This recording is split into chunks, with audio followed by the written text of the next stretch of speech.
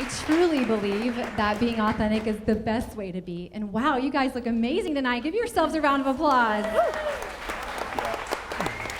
My name is Jen Bowie, and I have the privilege of introducing our next speaker, Macy McNeely. Macy is passionate about personal development. It is in her every move. She thrives most when she is helping others grow and live out their purpose. Macy is the founder of Daily Deposit and the co-founder of Guide Culture, a powerful and unique training program designed to build confidence, communication, and culture through effective skills and techniques. Macy was personally transformed by these techniques, giving her a deep conviction that others needed the same experience. Well, that brings me to how I got connected to Macy. I've always had a dream to equip and empower women to live an authentic and intentional life. Macy and I, we were naturally kindred. 4 months ago, I was on the verge of launching my coaching business. I decided to take the dive and sign up for the Guide Culture training. It taught me how to effectively communicate the value of my program with precision and clarity. But more than that, I was personally encouraged and championed by Macy. She believed in my vision just as much as I did. It's the essence of who she is. I'll never forget it. It was the very last day of the in-person training, and I was walking out the doors. Macy came and found me, and with confidence and boldness, she said, "Jen, you got this. You have something so special." I'll never forget it. And now I'm living out of both my passion and my purpose. Isn't that what we all want? Perhaps in part, that's why you're sitting here in the room tonight. There's something stirring deep on the inside of you that wants something more. That was Macy's whole vision for a night like tonight, for people to come and be inspired to not only find out their purpose, but to live it out. Macy is the founder and the leader of the Good is Cool movement, and she is sharing it with the world. Buckle up, grab your pen and paper, and get ready to hear how you can discover your impact. Welcome to the stage, Macy McNeely. That was so sweet. I love you. That was so sweet. Thank you so much.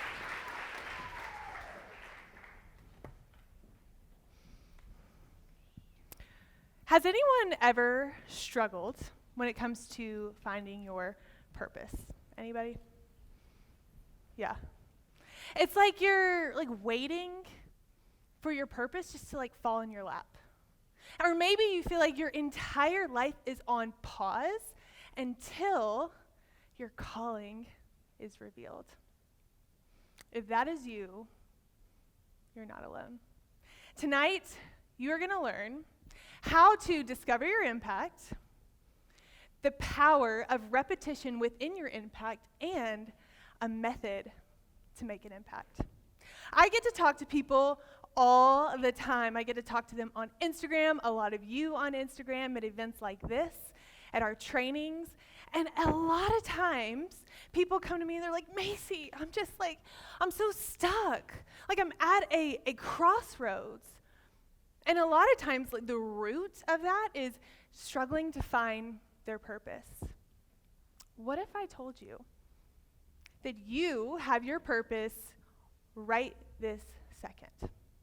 In fact, I actually think that every one of us in this room has our purpose right now. It's the same purpose. It's to serve and to love. To serve people and to love people. It's almost like a mind shift, like a mindset that no matter where I am right now, my purpose is to serve and love people. I read an article one time about a school bus driver, and he said, "Oh, my purpose is to keep kids out of drugs." Well, yes, he's a school bus driver, but his purpose is to keep those kids on the right track. I've also read about a mortgage broker that believes it is her purpose to keep families together, because she knows that when a family loses their home, they are 10 times more likely to fall apart. So yes, she's a mortgage broker, but her purpose is to keep families together. Now, I know what you're probably thinking. You're like, "Macy, that's awesome. That's super cool. But there's nothing in my life right now that's like firing me up. Like there's nothing that is, I'm sitting in my life, in my job, in my home, and there's nothing that gets me excited. Hey, I understand, I really do. I too want to be certain that I'm living out my calling. That's why you have to allow your passion to fuel your purpose. And that passion, 9 times out of 10, is something that has happened to you in your life. Now, I don't know this for certain, but I would be willing to bet that school bus driver, he has a history of drug abuse. And that mortgage broker, I would also bet that she comes from a broken home. Do you guys want to know who does this better than anybody I know? This lady right here. I know it looks like my sister, but it's my mom. She is so beautiful. That's her little grandbaby, my niece, Cambry. A lot of people don't know this, but my mom comes from a really abusive home. She had a childhood I would not wish upon anybody. And when she got married, she developed this deep passion, this fire passion, to create environments that she never had. To create warm, safe, and open environments. And I have so many stories, but tonight I'm just going to share a couple. We really value rest in our home. Naps are productive, right? And when we had times to rest, she never was like, okay, everybody, it's rest time. Go rest. She would create these pillows, like almost like a little circle around us. And we had this brown blanket that we all love, and she would just fluff it so beautifully and wrap us up in it like a little burrito. And she would have the fan on that was just light breeze on us, and the TV would be on, but not too loud, just in case we fell asleep. And she'd have a snack that we could just, pull our hand out and grab a little bite if we want to. You see, she loved and she served us, and it was fueled by her passion to create a warm environment. My last job, I worked with about 9 or 10 people. And we had weekly meetings, and one week we were like, oh, let's go off campus to meet somewhere fun. I said, well, let's do my house, my mom's house. She would love to have us. And I walk in, and there's like Chick-fil-A biscuits, all different flavors of cream cheeses, all different kinds of coffee creamers. I believe it was Christmas time. I remember some Christmas music lightly in the background. It was definitely NSYNC Christmas, always. And we were all sitting there enjoying our breakfast, and it was so good. And then it was time to meet. And so we all grabbed our chairs, and we kind of put them in a circle. And one of the guys that I worked with, he grabbed his chair, and he was walking over, and he nailed it into the wall. Nailed it. And there was a huge hole. And literally all 10 of us were like, ah! And we just pause, and we look at my mom. That's okay. Listen, that's okay. You know what? That's what this house is for. What's a house without a couple of holes in it? Have you guys seen my mom's house on Instagram? It's gorgeous, okay? This house is not meant for holes, right? She said, it's fine.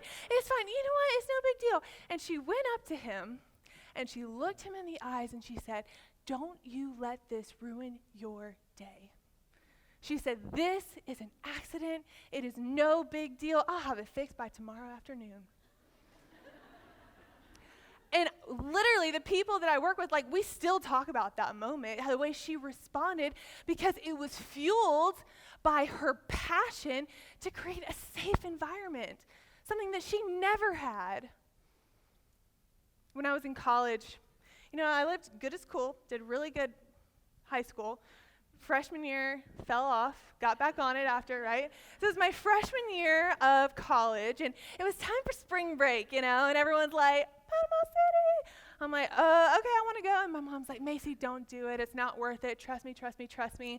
I'm like, Mom, I love you, but I gotta go. And so I jumped in the red Saab, windows down with a bunch of girls listening to Kesha the entire way. And we pull up and there's a duplex, which I wasn't expecting, a duplex of girls and boys. I'm like, okay, it's fine. So we go in, the night kind of starts to get out of control, okay? I'm not gonna go into details, but I was not ready for that. I mean, I was just like trying to find a place to sleep. Like I was like, okay, I'm just gonna like go in this little corner and I'm just gonna go to sleep and I'll wake up and it'll be fine. I ended up sleeping like on the tile floor with a pillow, and I woke up and I had fever blisters all over my mouth. I was like so stressed out. And the next day I was like, okay, I can push through, like I can do this only a few more days. I'm giving myself that pep talk. And the night went on and it just kept getting crazier and crazier and crazier. And so back at home, about 9 p.m., my dad walks in from work. It's been a long day, and the phone rings, and it's me. And all I had to do was say, Mom. She said, I'm on the way. She threw my dad in the passenger seat. She said, here, go to sleep. And she drove all night long. That is when she got the name Mama Bear, going to get her cub, you know? And she pulled up, and I hopped in, and we went to the nearest hotel, and all they had was a king bed. So the three of us, I'm in the middle, we're like trying to get a couple hours of sleep, and we get in the car, and I will never forget the way she talked to me. Not once was she like, hey, I told you so. What were you thinking? She knew that I mean well. She knew that I just made a bad decision. And she just said, hey, like, let's talk about it. Are you okay? Is there anything that we can do next time to prevent this from happening? Like, what are some questions we can ask before we jump in the car and go to Panama City? Right? She made it such an open environment, and that was fueled by her passion to have something that she never had. If you are looking for your purpose, you have it. It is right in front of you. It is fueled by your passion that typically is something that has happened in your past. My passion is good is cool. And that came from a hardship that happened to me when I was in middle school and high school. And now that is my message. And typically when you figure out what that passion is, you have your message. And that is like the most incredible thing that you could possibly have. Because once you have that, then you can repeat it. The repetition of a message, oh my gosh, it is so critical. The way you can think about it is your brand versus your business. Shan taught me this. She said, hey, your brand and your business are not the same thing. Your brand is your passion, it's your message. Your business is the way you repeat your message through different offerings. For example, my message is good is cool. And every time I am on Instagram, every time I have an event like this, every time I have a training, every time I promote daily deposit, every time I talk to anybody, my message, my home base is good is cool. My mom, her brand is warm, safe, and open environments. The way she's like that with Cambry, her granddaughter, she's like that with her girls, my sister and I, she's like that as a wife and her friends and her conversations. And the girl that sits beside her in spin class every Tuesday and Thursday morning that confides in her about everything that's going in her life, she still provides that environment for her. That's her home base. This is Kristen Lamb. Love her. Is she here? Where? Hey! She came to guide culture training. Usually when people come, they're like running to their seat. They like can't wait to find their workbook and just learn. They can't wait. And she walked in and she was just kind of like a little bit apprehensive, you know. So I went up to her. I'm like, hey, I'm so glad you're here. And she's like, yeah, I'm excited. I'm excited to be here. And I'm like, she just needs to warm up a little bit, you know. The 3 days go by. That girl is standing in front of everyone with her shoulders back, and she is presenting her message so confidently. I will remember that forever. Yeah. And at the very end, the last day, people were like vacuuming, and stacking up chairs, packing up, and she was waiting in the back corner. So I went up to her, I said, hey, what's going on? And she was like, Macy, I have my message. Like, it is so clear to me. I know what my passion is. I was like, well, what is it? You see, she's a Disney travel agent, and she creates content for companies, content for parents to help them parent better. She said, my message is to help families succeed. No matter what I do, that is my home base, and I repeat the message over and over as a travel agent. When I create content for parents, as a mom and with my friends, I repeat that message. And what repeating your message does three things.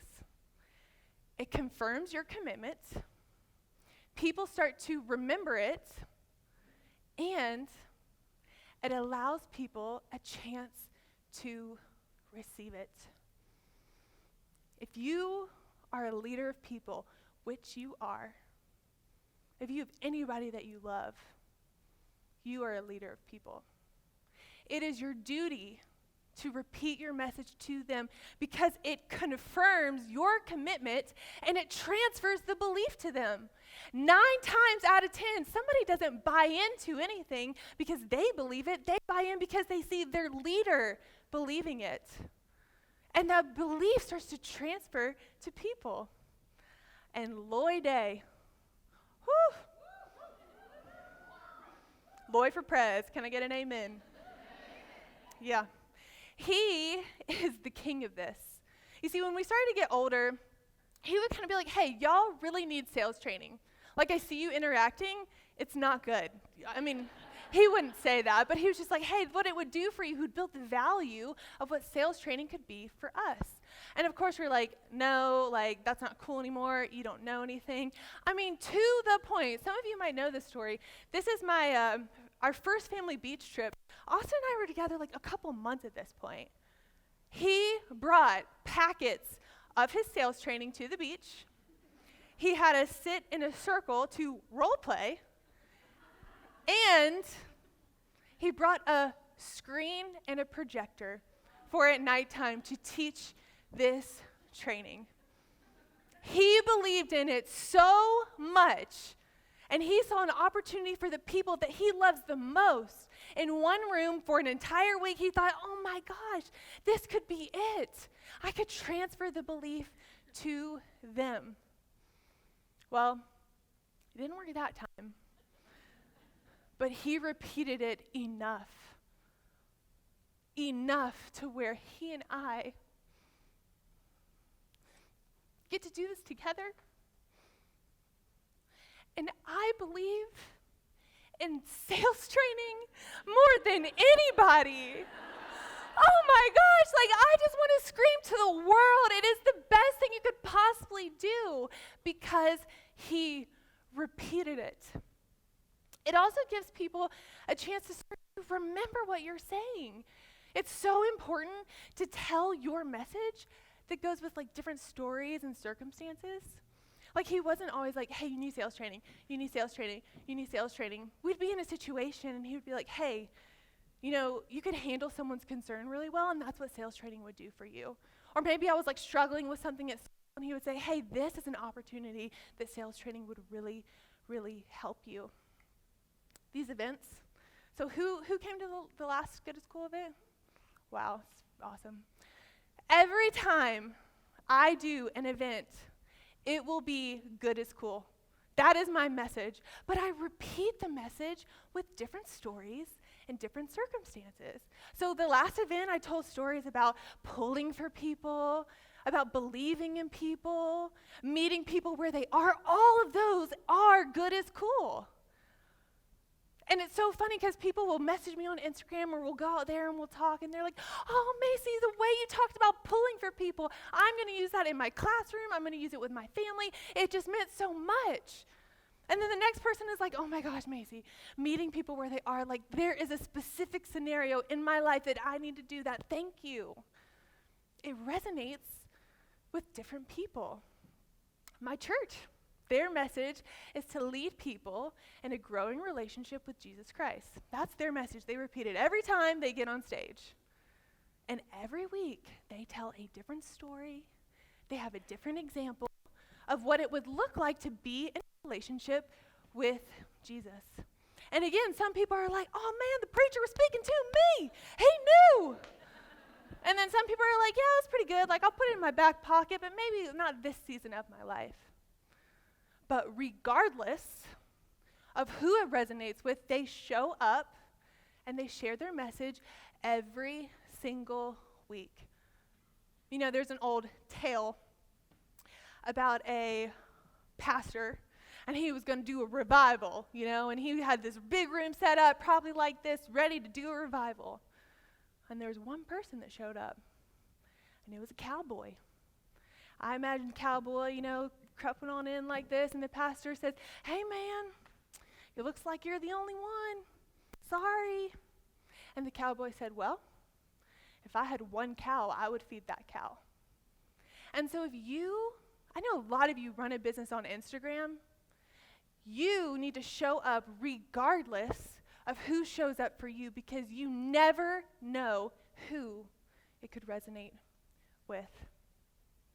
It also gives people a chance to receive the message. In our training, Guide Culture, we say, hey, there's no requirement. You don't have to have a certain age, a certain job, certain gender. There's only one thing we ask of you. Guide Culture people, what is it? To receive it and to buy in. And 9 times out of 10, actually 10 times out of 10, that has never been an issue. But do you know why? Because they see us repeating the message over and over and over on podcasts, on Instagram Live, on blog posts, on emails and conversations at Good is Cool events. We constantly repeat the message. In fact, I know Abby is in here somewhere, and she's like, Macy, I watched you for an entire year, but then I was ready. Kind of like back to church. I mean, I used to work in children's ministry, and my favorite part was getting to baptize those kids. We would baptize them as young as 5 years old. And I could not believe how they knew exactly what was happening. They knew that they were about to become a part of God's family. There was nothing they could do to be out of God's family. That baptism was a representation. I mean, they would just list off what was happening. And then you'd ask them their story. And it was literally copy and paste. It was like, well, my parents would bring me to church every Sunday, repeating the message. And then they put me in a small group with mentors and different other people that would repeat the message. And then we'd come home and we'd have more conversations of them repeating the message. And then suddenly they're just ready. They're just ready to receive it. I have a video up next of what repeating a message can do, the power of it. My mom keeps Cambry a lot, my niece, her granddaughter. And I've watched her put her to bed every night, and I've done this too, or a nap, or put her down whenever she does. And she holds her like this, and she sways like this, and she sings a song in her ear, real quiet. And I've done it, and it's the one time that Cambry will just kind of like melt. You can feel her listening. And now we've gotten rid of the papa, you know. And so she lays in bed, and she kind of talks in bed, and it's kind of what's in her subconscious. Like sometimes she'll list out her people, like, May, mommy, dad. She lists out her people, or she'll sing a song. But we got this video not too long ago.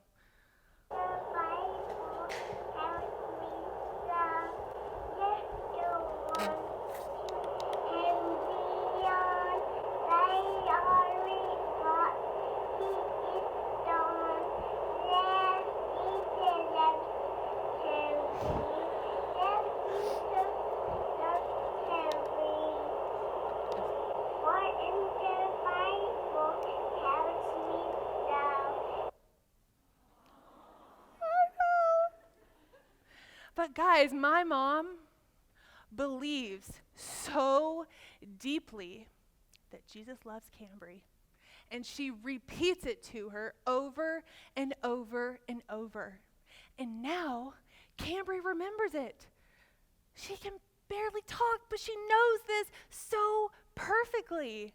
And this is the beginning of the process of her receiving it.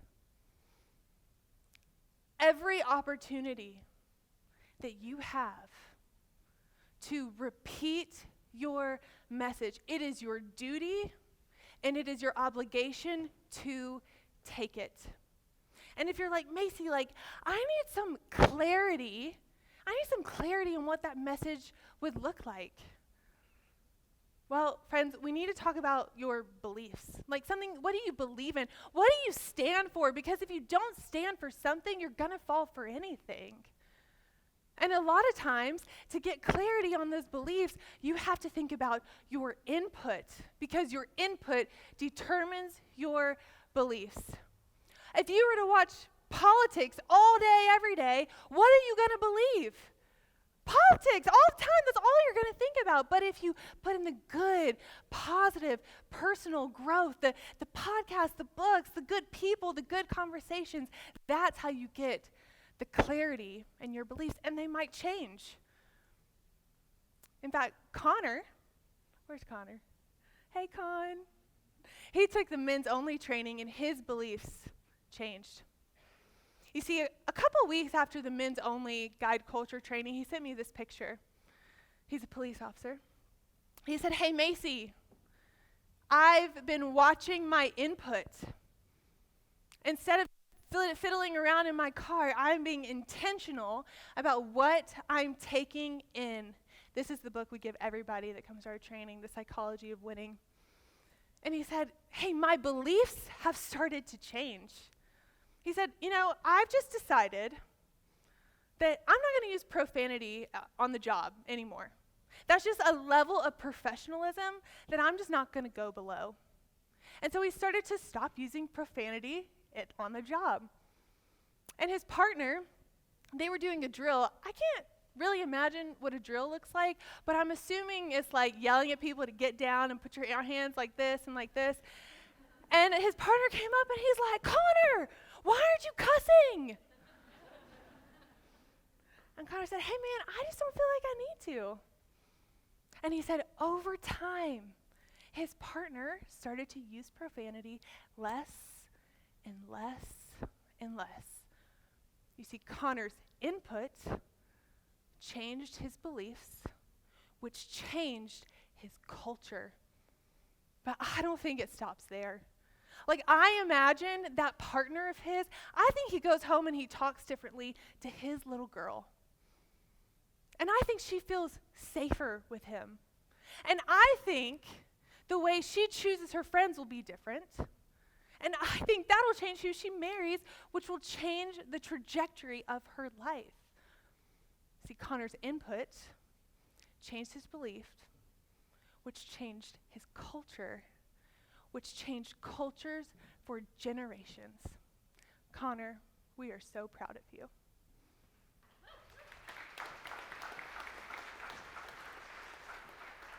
So now you have your message, you have your beliefs, you're getting clarity on that. Now we need a method to make an impact. And for the first time tonight, I am going to share with you guide method. Yes. I'm going to share with you in a story form. You see, now that I understand sales training, I have these memories that flood back to me of all these times my dad used these techniques to parent us. I mean, it floods. He'll be in training saying something and I'm like, wow, I cannot believe he did that to me. And, we had a lot of good is cool conversations in my house growing up, and it was a message that he repeated over and over and over again. And I remember sitting on my bed one time. I remember this conversation so vividly. And I had a hard day. I was in high school. I was sitting in my bubblegum pink room, and I had a silk comforter. And I remember crying. You see, I was just trying to like make really good decisions.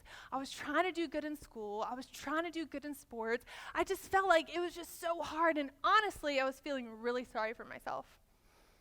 And I heard him start to come upstairs. And I was like, oh, he's going to come like comfort me. So awesome. And then he came to the doorway. He had a roll of toilet paper. And he leaned in the doorway. And he paused. A long time. See, he just got my attention. These are two ways right there. He had a prop. We love props in guide culture. We use them all the time. And he paused. And it was enough for me to be like, what is he about to say? And it's so tempting when you have someone's attention like that you just like word vomit everything because you want to make sure they know what you're saying.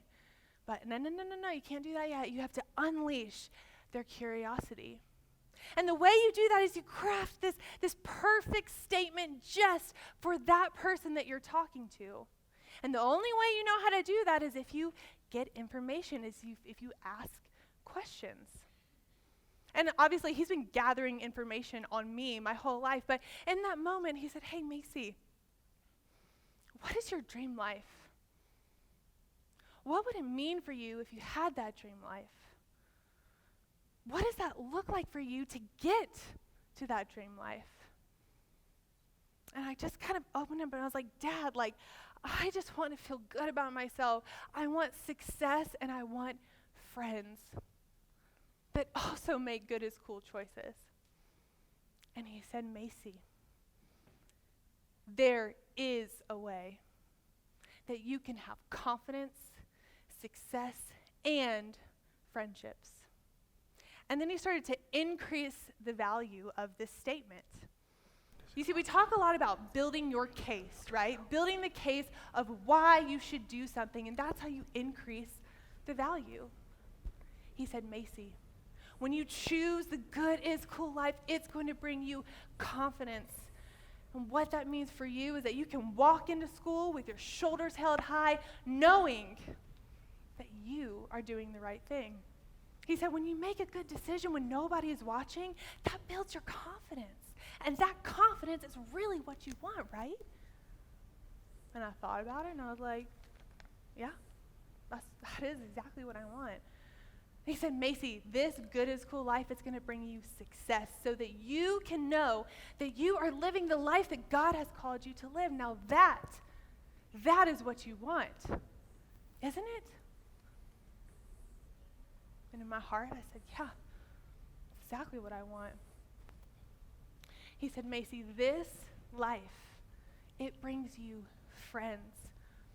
And what that means for you is that you can have community. He said, leaders, they walk alone, and they'll turn around and they'll see that people have followed. And that is who your people are, and that community, that is so important, right? And in my heart, in that moment, that was the time I was like, I choose this life. Like the temporary struggles of high school and mean girls and, not being left out, that temporary life is worth it to live the dream life that he painted for me. He said, Macy, I can see you now. 10 years down the road, you wake up next to the husband of your dreams. You hop out of bed. You're so excited for the day because you're in your sweet spot. You're doing what you love. You're doing what you're good at, and you're impacting people. You look around and you see you have the strongest community that you have ever had before. Now that's the picture that you want to see. And then he handed me this roll of toilet paper. And he said, hey, get off your pity pot. He said, hey, wipe. Actually, he said, wipe and get off. And go and be proud of the good is cool life. And then our lives expanded. You see, Loy's life definitely expanded, right? Like his leadership expanded, his likability. Like I think I trusted him more in that moment. But guess whose life expanded the most? Whose life? My life. Friends, that dream life he painted, I have that now, and so much more. And if it weren't for him guiding me into that buying decision, none of us would be here right now. Because getting someone to buy in, it's that I made the decision, not that he made it for me, that no matter who was watching, I chose that life. And this is why I am so passionate about sales, because sales is not a transference of money.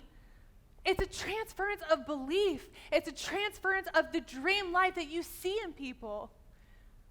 And if you love anybody at all in your life, it is your duty, it is your obligation to come and to not only learn, but to master this method right here and to keep it fresh in your mind so that you can guide the people that you love. Because the moment you're sitting with your little girl, and the moment you're sitting with your little boy, and the moment you're sitting with your friends, and they're having a hard time, and they're in the trenches, and all they see is what's in front of them, and you see the bigger picture, it's too late. It's too late. You have to know this way beforehand so that when you're in that precious moment, you can guide someone into a buying decision that you know is best for them. And so to make an impact, you need to know your purpose is in front of you and that it is fueled by your passion, something that has happened in your life. And once you have that message, you repeat it because you believe in it so deeply. And you transfer that belief to people, and they start to remember, and they start to receive it. And then you get control of your input, and you get some clarity on your beliefs, and they might change, and they're going to change your culture. And you master sales skills because someone you love needs them. And that is how you make an impact.